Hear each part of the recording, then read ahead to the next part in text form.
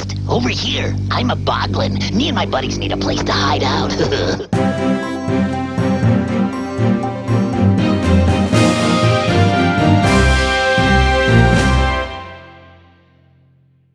Can't do this. Can't do this.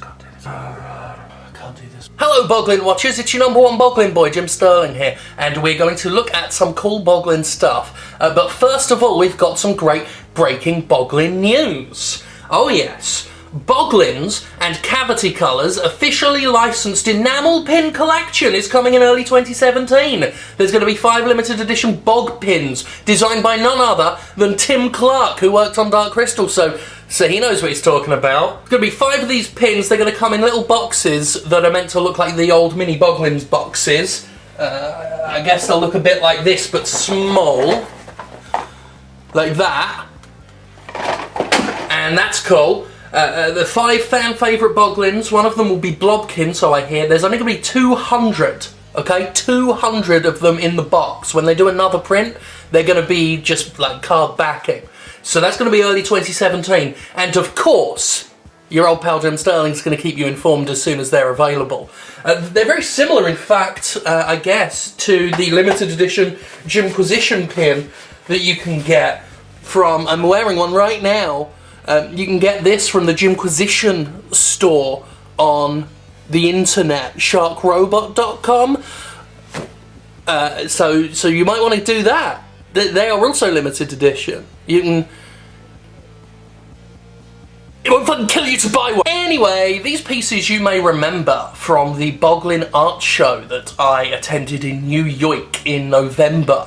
Well, the art show is done now. The public gallery is closed as far as Boglin's is concerned. They've got some other toy up there now. I don't care about that so much. But these are the pieces that I actually purchased from the show. All the pieces that we saw on that episode, on the Boglin art show, in the Boglin art show spectacular video. When I can't. What did I say before I was? What was I talking about? Everything shown in that video was for sale, and a lot of it all sold very quickly, and I was, of course, among the early buyers snapping stuff up. So we're going to kick off by taking a closer look at this one. This is the Tiny Tower of Terror. Actually, I think it's just called the Tower of Terror. And then in parentheses, you've got Mini, because these are the Mini Boglins. These are repainted versions of the all-new zombie Mini Boglins that were released at Comic-Con a few months back. And obviously I got a bunch of those, and they were all more or less the same Boglin. And that was a very sad time for me. Very sad time for me. I never got Blobkin, or I think this one, or that one. I got a ton of this one at the top. But now I've got all 4, and even better, alright, they're painted up by Tim Clark himself, the inventor of Boglins, who worked on Dark Crystal. And it's even got a little skull pile at the bottom. How exciting is that? We got Blobkin here, Mini Blobkin, Pumpkin Boglin, which is the one I wanted out of the set more than all the others and didn't get one, thank you very much. Then the Mummy one. I can't remember the names of the new ones except for Mini Blobkin because it's Mini Blobkin. But we got Mummy Dude, Purple Fella, pinkish but still mostly purple with the eye out. I've got the glow in the dark ones of that one. So they're cool. They've been given this kind of glossy finish and a lot of what looks like ink washes, if I remember my terminology correctly, just to give them this sort of grotesque glistening look. Interestingly, the Mini Blobkin doesn't have quite so much glisten, presumably because he's not supposed to be as squelchy as these ones here. You'll notice there's matte on the bandages painted here, but also some gloss going on with the green skin on the Mummy one. So Tim's thought a lot about how these Boglins might feel if you were to stroke them, squeeze them, you know, maybe even run your tongue along the sides of them. Who knows? Who knows whatever you do with your Boglins is between you and your Boglins, so long as, of course, your Boglins are on board with that. Let's be totally honest. Whatever it is that a grown adult British person does in the confines of his house arrest is his own business, okay? Okay, it's not your business.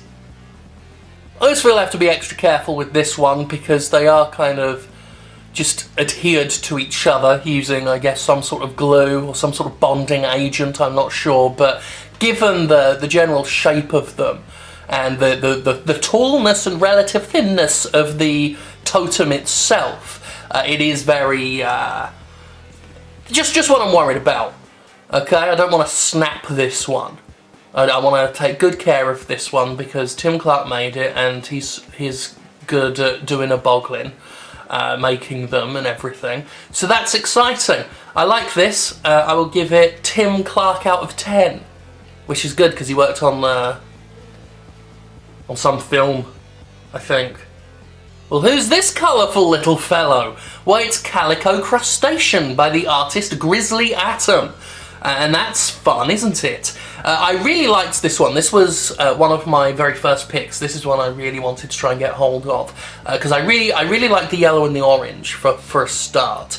It's not exactly Boglin colour if you're going for realistic Boglin looks, but it's a great colour. I would love to see an actual Boglin puppet that was using this sort of colour scheme.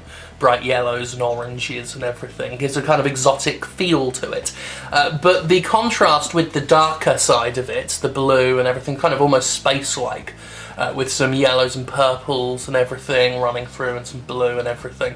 It really gives it a great contrast. Some really nice colours going on here. I think either Boglin would have been good as its own solid colour scheme all the way through, but the half and half, like a pizza, with half of different toppings on it, is pretty good. Gives it a real distinctive look. And I like that the paint is silvery in some areas, so it's got a nice sheen on it. We got some green as well for the spikes and everything, which also just has some subtle colour shading changes and everything. It's a very exciting figure. I do like this one a lot. It's got the Clutter Art Gallery logo on the tail, so you know it's genuine, along with the Seven Towns logo. Seven Towns being basically the original designers of Boglins. They run Seven Towns, if I recall correctly. And interestingly enough, they retain the rights to Boglins, which is why things like this can happen. This sculpt was the basis for most of the pieces at the gallery, which was designed by Tim Clark and then customised by various artists, Grizzly Atom in this case. And yeah, I like that they've kept the rights to this. You know, it doesn't belong to Mattel or Ideal or GT, I think it was called GT, or whatever the other companies were that did Boglin things. And yeah, so this is a nice piece, and I'm glad it is a real thing and that I have it, which I do. This is mine. Okay, this is mine, and no one else in the world has this one. No one else in the world. Alright?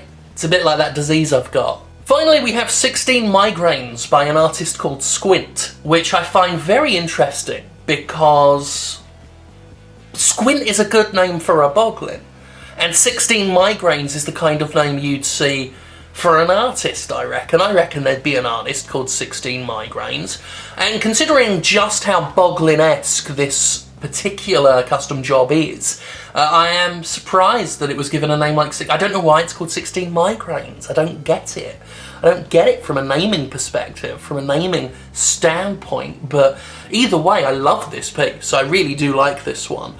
This wasn't my first choice, but now that I have it, I think it might be my favourite, just because so much attention to detail's gone into it, so much paintwork's gone into it. Like, you can see the teeth here, brown and stained, the tongue coloured individually, again with a little bit of glossiness going on it. There's a little bit of varnishing going on around here.